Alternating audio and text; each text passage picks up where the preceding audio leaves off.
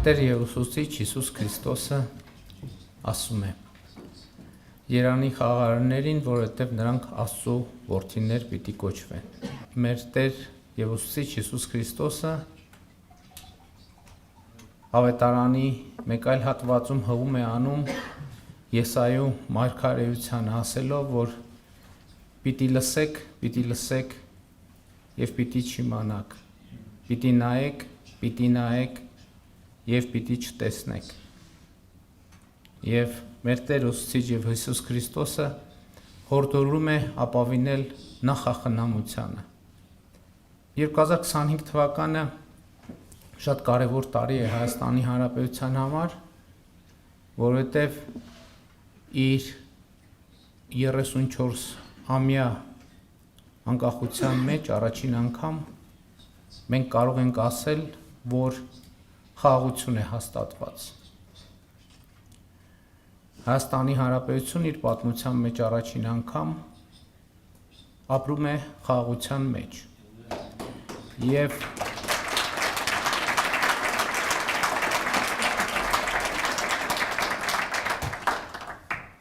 Եվ սա մի երկար ճանապարհ է, որը մենք անցրել ենք, գուցե շատ հաճախ լսելով և չիմանալով մեր Տեր և ուսուցիչ Հիսուս Քրիստոսի ուղերձը, նայելով և չտեսնելով այն ճանապարհը, որը Աստված պատրաստել է մեր ժողովրդի և մեր պետության համար։ Ես հիշում եմ, գուցե ինտուիտիվ, չգիտակցելով, իմ նախորդ ամանորյա ուղերձներից մեկում այն ճանապարհը, որով մենք անցնում ենք, ես համեմատեցի անապատի 40 տարվա հետ, որը ըստ էության նույնպես ճանապարհ է պատերազմից դեպի խաղաղություն։ Նույնպես ճանապարհ է, որը մենք անցել ենք հաճախ չիմանալով և վստահ չլինելով, արդյոք գնում ենք Աստծո հետևից, թե խոտորվել ենք Աստծո ճանապարհից։ Բայց երբեմն նախախնամությունը մեզ շեղում է հենց Աստծո ճանապարհից, փորձելու համար մեր հավատարմությունը Աստծուն։ Որովհետև չունենալ տարբերակ, շեղվել և խոտորվել Աստծո ճանապարհից, դա չի նշանակում հավատարմություն Աստծուն։ Դա նշանակում է չունենալ այլ տարբերակ։ Բայց խոտորված լինել Աստծո ճանապարհից և վերադառնալ Աստծո ճանապարհին, դա է իրական հավատարմությունը Աստծո ճանապարհին, որովհետև հավատարմությունը այն չէ, երբ դու չունես տարբերակ, երբ դու չունես ընտրություն։ Հավատարմությունն այն է, երբ դու ունես տարբերակ, բայց դու ընտրում ես այն տարբերակը, որով քեզ առաջնորդում է Աստված, որով քեզ առաջնորդում է մեր Տեր և ուսուցիչ Հիսուս Քրիստոսը, որի ճանապարհները անքննելի են, երբեք որևէ մեկը չի իմացել, չգիտի և չի իմանա ինչու ենք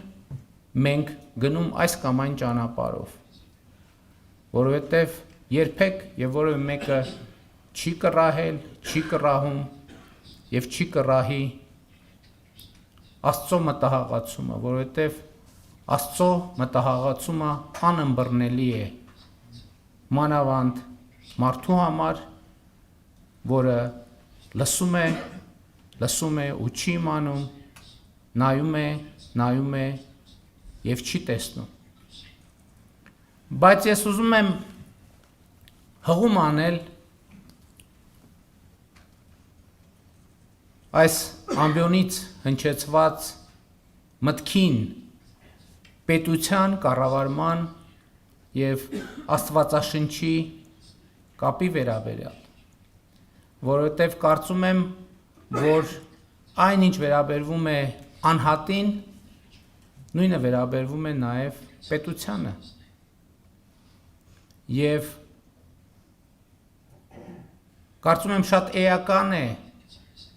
արձանագրել, տեսնել, կառուցել պետության կապը Աստծո հետ, որովհետև դա ինքնին նշանակում է նաև պետության քաղաքացիների կապը Աստծո հետ։ Եվ աստվածաշնչային սկզբունքները ներդնել քաղաքական գործունեության մեջ, պետական կառավարման մեջ, դա ունի շատ կարևոր եւ տեսական եւ պրակտիկ նշանակություն, որովհետեւ մենք հաճախ խոսում ենք եւ իմիջիայլոց անընդհատ քննարկում ենք եւ անընդհատ մտածում ենք ինչ լրացուցիչ մեխանիզմներ ներդնենք բարեվարկություն ապահովելու համար, որովհետեւ պետական պաշտոնյաների բարեվարկությունը թերևս բոլոր երկրներում, մի երկրում ավել, մյուս երկրում պակաս, ամենակարևոր խնդիրներից է։ Եվ իհարկե բարեվարկությունը բարեփոխումների թեմա է, բարեվարկությունը կարգավորումների, փոխզսպումների եւ հակակշիռների թեմա է, բայց հնարավոր չէ բարեվարկություն առանց Աստծո ներկայության։ Հնարավոր չէ բարեվարկություն առանց Աստծո խոսքի, որովհետև ինչ է բարեվարկության ամենապարզ բացատրությունը։ Բարեվարկության ամենապարզ բացատրությունն այն է, որ դու լինելով բացարձակապես միայնակ պիտի ի վիճակի լինես ունենալ այնպիսի գործելակերպ եւ ապրելակերպ, ինչպես դա անում ես շատերի ներկայությամբ։ Այսինքն, երբ ոչ ոք քեզ չի տեսնում եւ չի նայում, դու շարունակես ապրել այնպես, կարծես բոլորը տեսնում են քեզ եւ նայում են քեզ։ Սա ինձ համար ընկալում է Աստծո ամենուր ներկայության, որովհետև երբ որ բոլորը քեզ տեսնում են, քեզ տեսնում է Աստված, երբ որ քեզ ոչ ոք չի տեսնում, Աստված միևնույնն է քեզ տեսնում է, եւ եթե այս ըմբռնումը չկա յուրաքանչյուր անհատի մեջ, որևէ օրենքով, որևէ կարգավորումով, որևէ պատժով, որևէ սպառնալիքով հնարավոր չէ ունենալ բարեվարկություն։ Ես սա ասում եմ ընդգծելու համար, որ այս մեր բոլորի կողմից արդեն հավանված միջոցառումը կարծում եմ շատ դիպուկ է կոչվում Հայաստանի Հանրապետության աղոթքի նախաճաշ,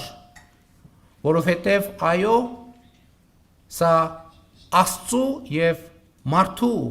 կամ մարդու եւ Աստծո հարաբերությունների մասին է։ Բայց ժամանակակից մարդը ապրում է պետության մեջ։ Եվ շատ կարևոր է, որ Աստծո եւ մարդու հարաբերությունները արտահայտություն գտնեն նաեւ Աստծո եւ պետության հարաբերություններում, որովհետեւ այդ կերպ է, որ ուժեղանում է մարդու եւ Աստծո հարաբերությունը, այդ կերպ է, որ ուժեղացնում է մարդուն պետությունը ունենալով եւ խոստովանելով, ընդունելով իր հարաբերությունները Աստծո հետ։ Ընդհանրապես սա շատ խորհրդավոր է, որովհետև էլի նախախնամության մասին խոսելով ես արձանագրում եմ հետևյալը, ես իմ խոսքը սկսեցի խաղաղության մեր ճանապարհից, բայց հետաքրքիր է, որ դա տեղի ունեցավ 2025 թվականին խաղաղության հաստատումը Եվ 2025 թվականին ես առաջին անգամ մասնակցեցի Վաշինգտոնում կայացած Միացյալ Նահանգների ազգային աղոթքի նախաճաշին։ Եվ պիտի ասեմ նաև, որ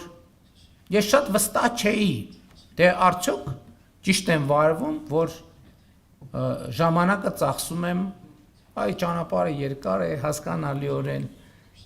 եւ միայն ճանապարհի վրա շատ երկար ժամանակ է ծախսվում, ես վստահ չէի, թե արդյոք ճիշտ եմ վարվում ժամանակը ծախսելով գնալու մասնակցելու նախաճաշի, ինչպես ասիկ նախաճաշի մասնակցելու համար, բայց ի վերջո հիմա հետահայաց նայելով,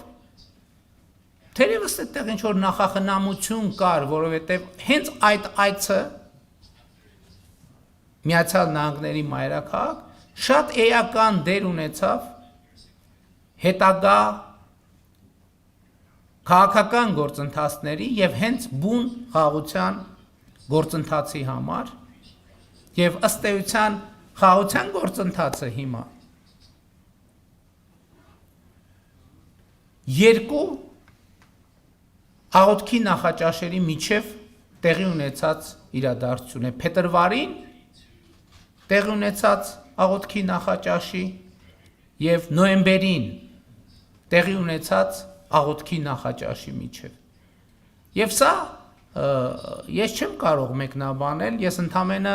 սա ներկայացնում եմ որպես փաստ, որպես վիճակագրություն, որը թերևս ունի գուցե ունի ինչ որ հոգևոր նշանակություն եւ իմաստ։ Եվ ինչ այլոց շատ հետաքրքիր էր, որ Միացյալ Նահանգների աղոթքի նախաճաշում հանդես եկան ելույթ ունեցան Միացյալ Նահանգների փոխնախագահ J.D. Vance-ը,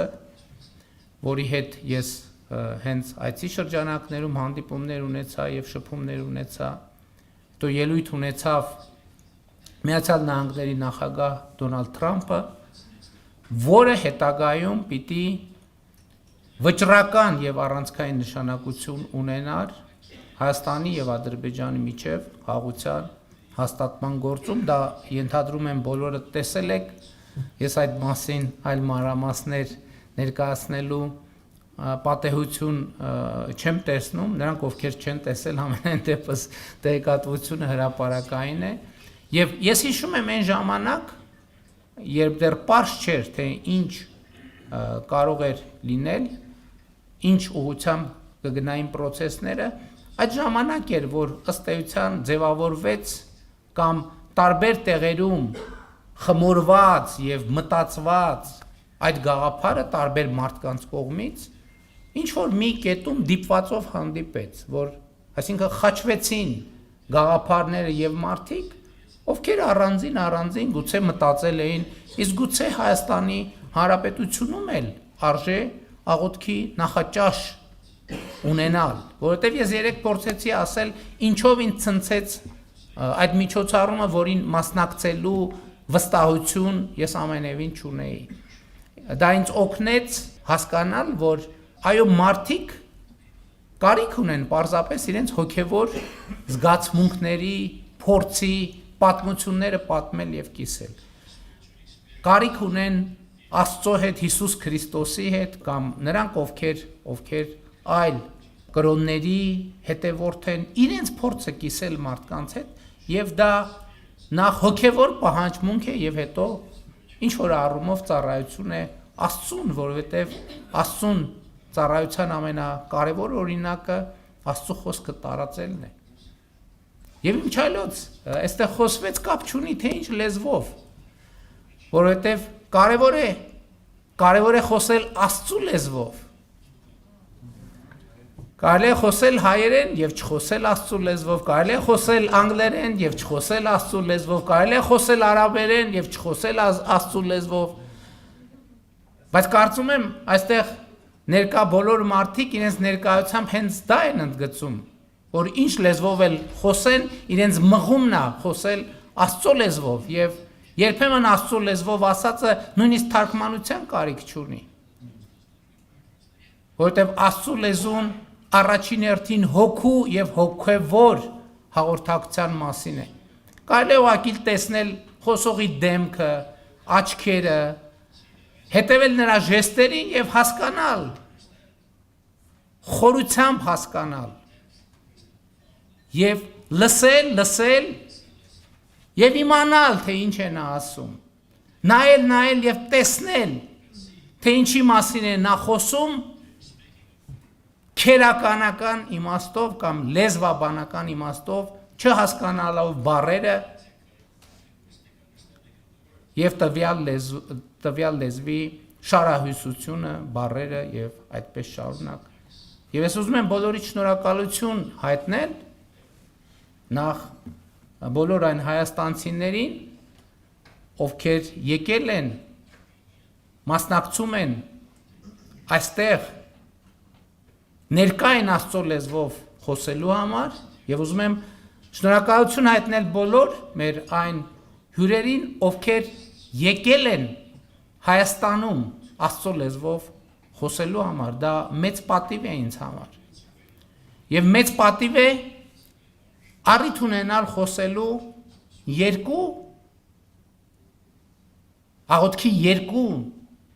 աղոթքի երկու նախաճաշերի Հարանքում տեղի ունեցած այդ դարակազմիկ իրադարձության մասին եւ մտածել, որ միթե պատահականություն է, որ այդ գործում վճռական նշանակություն ունեցան այն մարդիկ, ովքեր մասնակցում էին աղոթքի փետրվարի նախաճաշին Աստծո լեզվով խոսելու համար մարդու եւ Աստծո, մարդու եւ պետության հարաբերությունների իրենց ընկալումը կիսելու համար ես խոսում եմ Միացյալ Նահանգների նախագահ Դոնալդ Թրամփի եւ Միացյալ Նահանգների փոխնախագահ Ջեյ Դի Վենսի մասին։ Եվ իսկապես ես երևի ամբողջին չէ ցավոք սրտի, որ կարողացել եմ մասնակցել, բայց երեկվա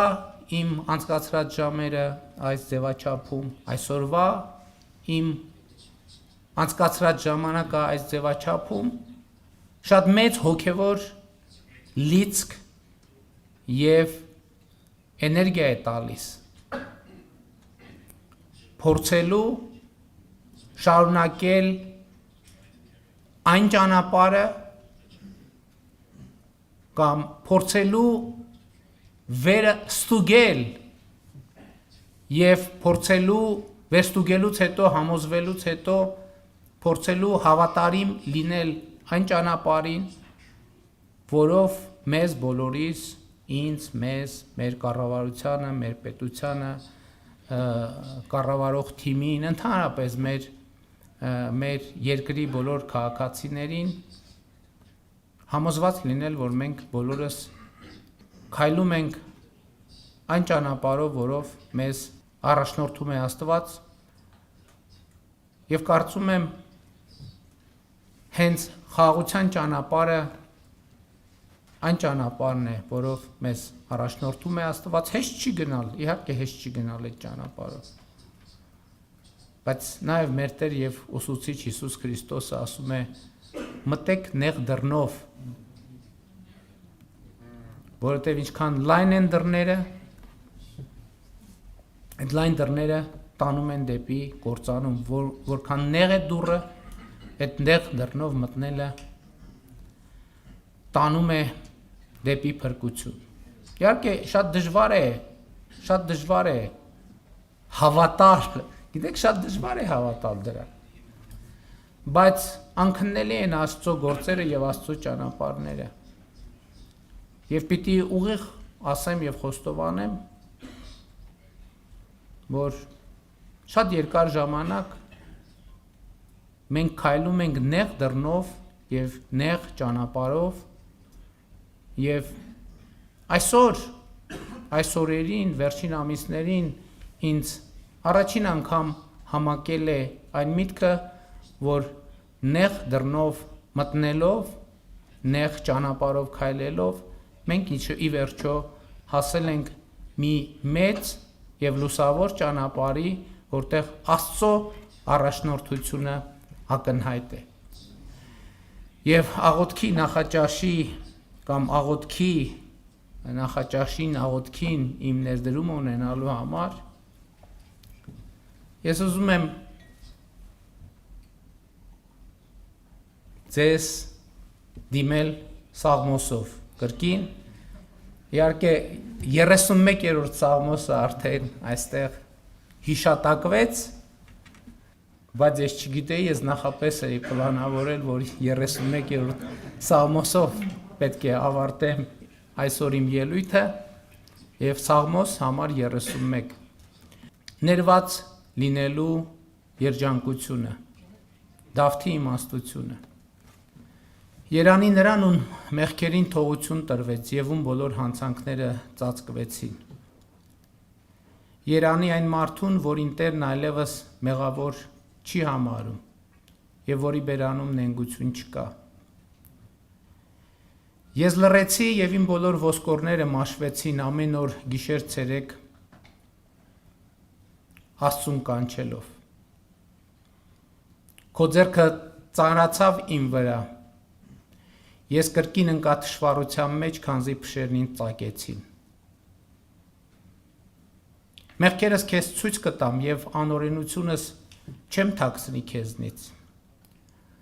Ասացի, թե կխոստովանեմ մեղքերն իմ եւ դու թողություն կտաս իմ մեղքերի ամբողջ ամբարշտությանը։ Սրա համար բոլոր սրբերը